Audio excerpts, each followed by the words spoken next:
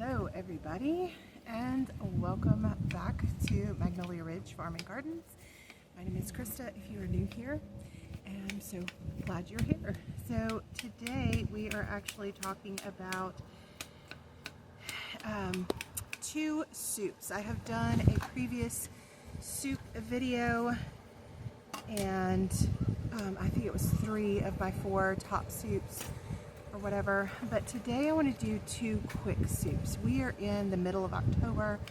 Things are very hectic and we don't always have time to make a bunch of soups from scratch. Now I know in the previous video I talked about making them ahead of schedule and putting them in the freezer, and we do that a lot, but sometimes you want something, you know, fresh, hot now.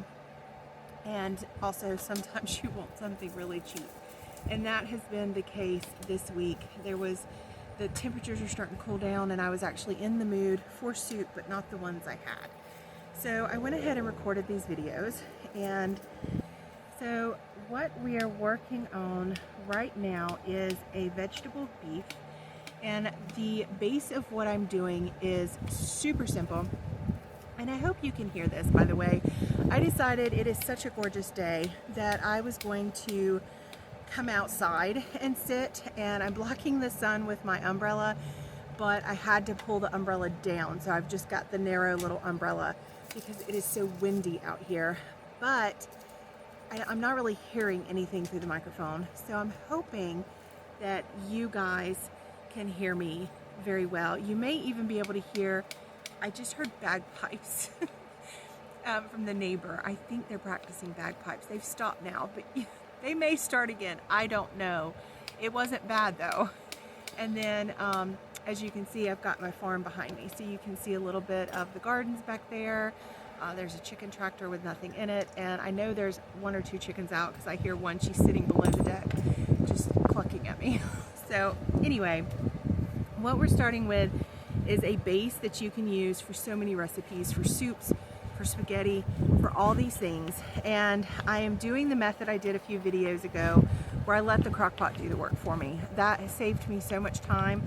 So I get the onions and the peppers all chopped up in the hamburger, and we're gonna put it in the crock pot with some salt and pepper and a little bit of olive oil, because my hamburger is very, very lean because it is from my dad's cattle. And we're going to turn it on high for a couple hours and let it just cook almost all the way through. There might be a tiny bit of pink left, but we're going to continue to cook it once we add the vegetables and stuff for the rest of the afternoon. So I'm not worried about it. And that's also going to create a fairly rich kind of broth base as well. Not a ton, because I'm not adding water to it. And again, this is not very fatty hamburger at all. It's probably like a 93.7 if I had to guess. It's very lean, and it creates very little juices off of it. In fact, I think when I went to add everything else to the crock pot, most of that water and stuff probably came from the onions and the peppers, because it was not greasy at all. So once we get that in the crock pot and get that cooked, then we are going to come back once it's almost done, and we are going to use some canned items today. Now I have some potatoes that I need to cook, but I don't have any more potatoes canned from last year. So I am using store-bought canned potatoes, and the only thing the store had was the slices, because let's be honest, I went to Aldi. I did not go looking for potatoes and stuff. I just was grabbing some. I was like, oh, I really want some vegetable beef soup. So I'm just grabbing stuff, and all they had were the slices. Totally fine. Stick a knife down in the can and chop it up as best you can. Throw it in the pot. It is not that big of a deal. And then I did not have, fire roasted potatoes works really well in this. I didn't have any. I had a couple cans of like small petite diced tomatoes that I like to add when I'm doing like pinto bean casserole or something like that. I could have gotten out some home canned tomatoes and thrown them in the blender, but that would have made more of a juice. And with my home canned tomatoes, I don't like using for things like this because they don't hold their texture. So, and I want the chunks in a soup like this. So we're doing 2 cans of potatoes, and then we're doing some home canned. I've lost my spot in the video, but that's okay. Some home canned, not home canned tomatoes. We're using petite diced tomatoes, we're using the sliced potatoes, and we're using some frozen bags of vegetables. Now, I didn't think my umbrella just blew in front of the camera. I had a partial bag of like the regular cheap ones, and then I had a couple bags of the Steam Fresh. I'm not steaming them, I'm just using them frozen, throwing it all in there. And then you were, yeah, that's my umbrella blowing around here. That wind has just picked up a lot. So then you are just going to stir that up the best you can. I go ahead and add some more salt and pepper because you want to layer in that salt. I also added garlic in the beginning. I don't remember if I showed that. I think I did. It's hard to see my computer screen out here actually. This was probably not my best idea to do this at all. Judging by the wind. I may have to pause and go back.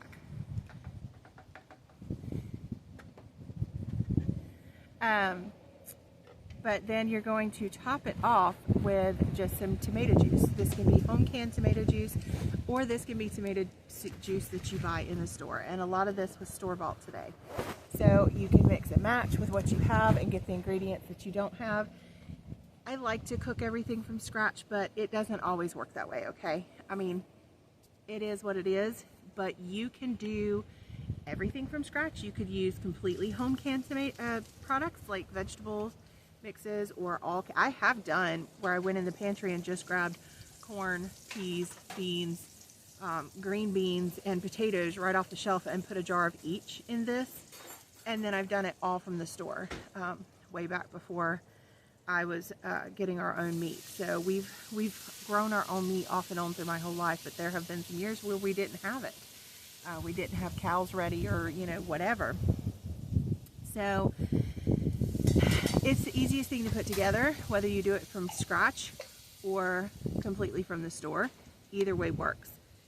I let it cook all day in that slow cooker, so you don't have to. You can put everything together on the stove and cook it down in about 30 to 45 minutes, but the longer you let it cook and those flavors get together, the better it is. And in fact, vegetable soup is one of the things where like the leftovers the next day are even better.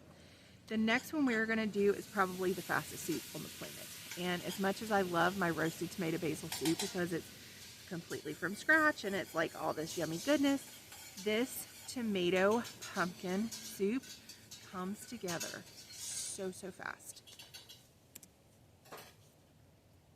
So you start with a little bit of butter. It's like a tablespoon of butter in a hot pan, and you add your garlic and you add your red pepper flakes, and you saute those for just a minute or so to release those flavors and get them super fragrant.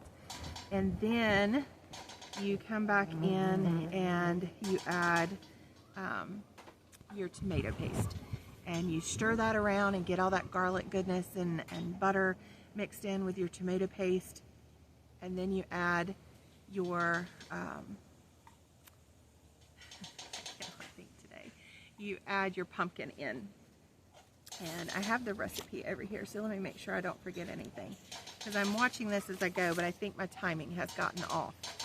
So and I can't see this.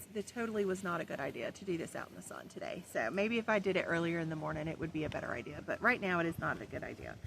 But once you get so we are not doing that apparently. Anyway, we're going to go from memory on this. Once you get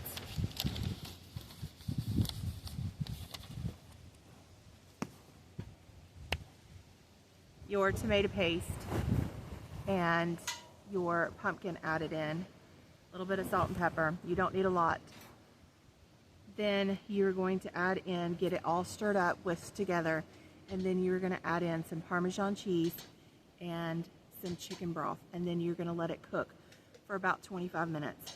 Now you're going to hear me in just a second cut in because my camera had cut out and I didn't show part of that, and you're going to see that my chicken broth was my homemade chicken broth, frozen, and it was still a little frozen, and so I ended up just letting mine simmer for an hour. Totally fine. It was beautiful. It was good. You will see me stirring it up at the end of this video, and it looks amazing. But if you were cooking it with like a box of broth or some home canned broth where it's not frozen, this recipe takes like 25 minutes max to put together. Okay, for some reason my video cut off while I was filming, so you missed the last two steps. One of them was, I don't know if it caught me putting salt in there. I think it did. So after the pumpkin, it would have been the Parmesan cheese, which I then whisked up and then added 2 of these quarts of broth, which mine were still a little frozen. I had thawed them out, or got them out of the freezer and put them in the fridge yesterday, but they weren't quite thawed out. But there was enough liquid to, you know, loosen up the pumpkin and the tomato puree. And these are just going to sit in there and thaw and cook down for like the next hour, and it'll be fine. On a busy school night or when you have activities, 25 minutes is a beautiful thing. Whip up some grilled cheese like I've done before. I believe I showed this on a video, possibly. If I did, I will link it. But maybe I didn't. I may have done it on one of the pumpkin ones.